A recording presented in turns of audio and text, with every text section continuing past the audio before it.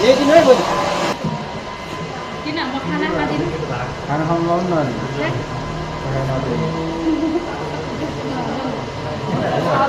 के खाने तिमीलाई रातभर सुते छैन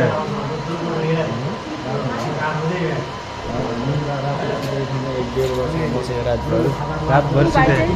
मेरो साथी आफ्नै दिदी हो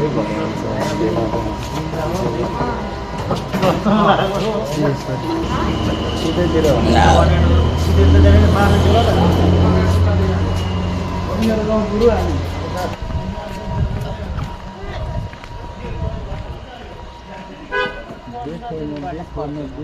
देखो जरा सा अरे दाइ सुन्तला कसरी हो सुन्तला 130 र 100 भने 130 र 100 दाइ छोटका छोटका मात्र रहेछ त सुन्तला छोड्का त दाम पनि मेरो पछाडि मेरो भ्यूमा यो रामै यो चाख्नु मिल्दैन म किन्दिनँ फेरि चाख्नु मात्रै ल किन्ने चाहिँ किन्दैन चाख्नु मात्रै दिनु ल दाइ यतिखेर राम्रै हुन्छ हौ पाट गुल्ली हुन्छ दाइको तर्फबाट गिफ्ट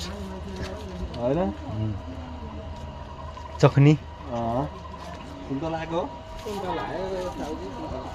टक्क के लाग्छ भने नि त्यो खाना खाने ठाउँमा जति रोक्छ नि यो दाइकोमा सुन्तला खान आउनु ल मलाई फ्रीमा त दिनुभयो एउटा बोनसमा अझै आउँछ अरे किन्न आयो भने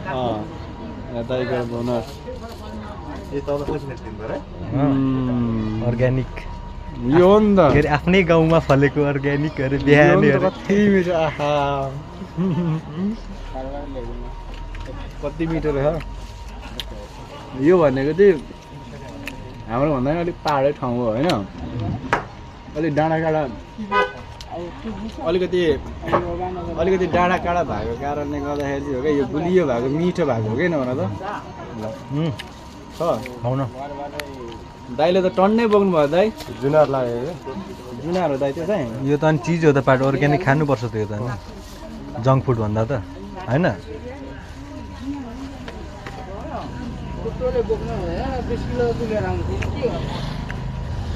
दाइ चाहिँ फेरि अफिसर दाइ अब क्यामेरा नल्याऊ अफिस नल्याऊ हो र होइन गाह्रो हुँदैन नल्याऊ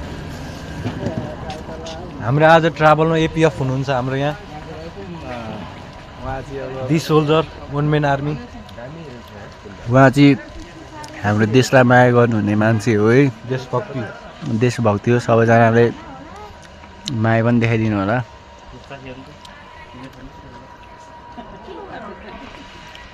अलि एउटा म एउटा यस्तो इम्पोर्टेन्ट कुरा भन्छु नि अहिले उसलाई यो जिन्दगीको बारेमा जेन्जी भनेर जति पनि उफ्रिरहेको हुन्छ नि तिम्रो केटाहरू होइन कस्तो हुन्छ भन्दाखेरि यिनीहरू यो पुलिसहरू आर्मीहरू भनेको नि यिनीहरू भनेको आम आदमी हो कि हामी जस्तो मान्छे हो कि यिनीहरूलाई भनेको बाहिरबाट माथिबाट हरेक कुराहरू खटाएको हुन्छ होइन बाहिरबाट हरेक कुरा खटाएको यिनीहरू कुरा हरेक कुरा यिनीहरूले मान्नुपर्छ हो कि मान्नु त पऱ्यो नि जे जस्तो सुकै भन्ने कुरा त हो सबै कुराहरू मान्नुपर्छ त्यही भएर उनीहरूलाई हेड गर्नुभन्दा केटा होइन सक्छौ भने माया गर रेस्पेक्ट गर होइन सक्छौ भने माया रेस्पेक्ट इज्जत देऊ सक्दैनौ भने घृणा पनि नगर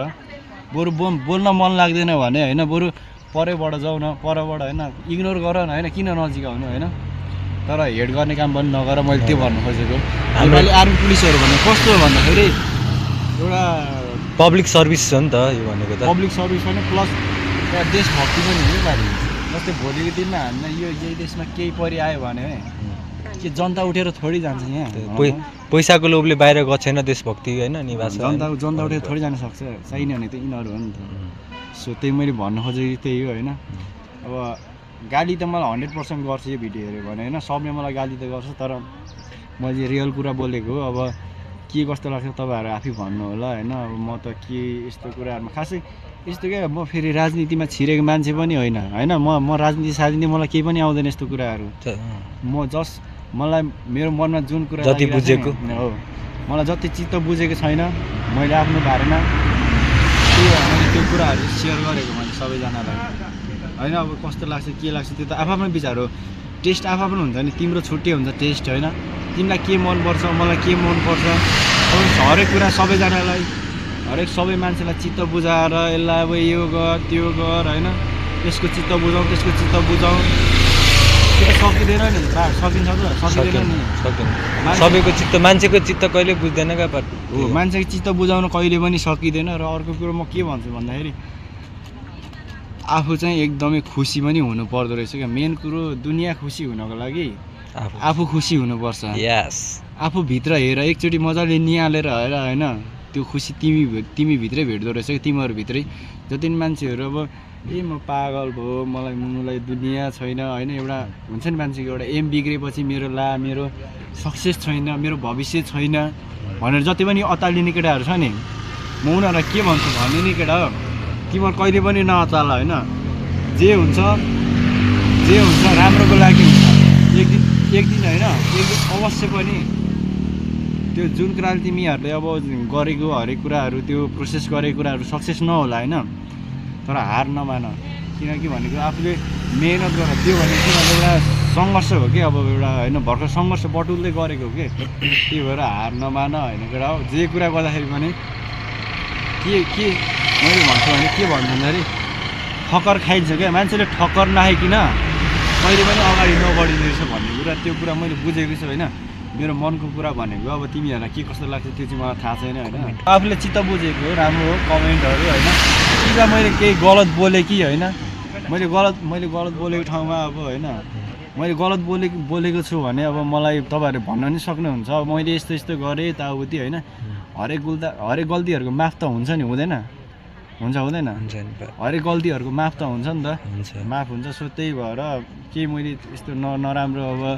कसैलाई असर पर्ने गरी या कुनै इफेक्ट हुने खालको मैले कसैलाई कुरा गरेको रहेछ भने चाहिँ माइन्ड नगर्नु होला यो चाहिँ मैले आफ्नो मेरो मनमा लागेको कुरा भनेको क्या मलाई चित्त बुझेको थिएन होइन मेरो लाइफमा पनि धेरै भएको छ मैले पनि स्ट्रगल मैले कति गरेछु के गरेछु त्यो सब मलाई थाहा छ क्या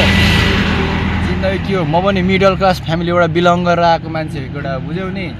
म पनि मिडल क्लास फ्यामिलीबाट बिलङ गरेर आएको केटाहरू हो मान्छे हो क्या म पनि दुःख सुख के हो मैले पनि बुझेको छु सबैको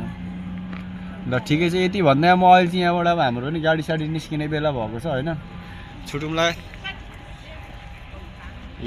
यात्रा लामो छ होइन अझै पनि हाम्रो आधी यात्रा त बाँकी नै छ